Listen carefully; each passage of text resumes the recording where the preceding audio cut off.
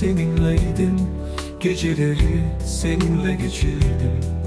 Ama şimdi yoksun yanımda, kalbimi sensiz bıraktın. Anılar dalgalanır akşam, düşünceler hep derinde. Gözlerimde yağmur var şimdi, kalbimin sensiz hiç durmuyor.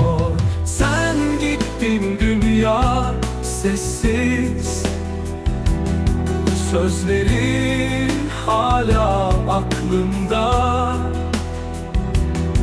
Gözyaşlarım nehir oldu gözlerimdeki yağmurla. Sokaklar boş şimdi, adımlarım sensiz ürkek. Her köşede hüzün var, sonsuz bir acı içimde. Rüzgarım fısıldıyor bana, kimse bilmez bu sırrı.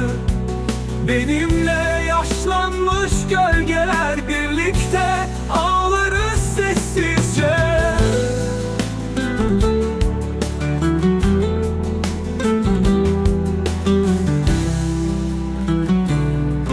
Kalbimi sensiz bıraktın, anılar dalgalanır akşam.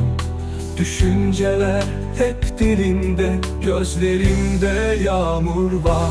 Şimdi kalbim sensiz hiç durmuyor. Sen gittin dünya sessiz, sözlerin hala aklımda. Gözyaşlarım nehir oldu gözlerimdeki yağmurla. Sokaklar boş şimdi, adımlarım sensiz ürkek.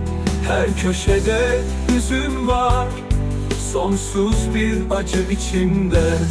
Rüzgarım fısıldıyor bana, kimse bilmez bu sırrı. Benim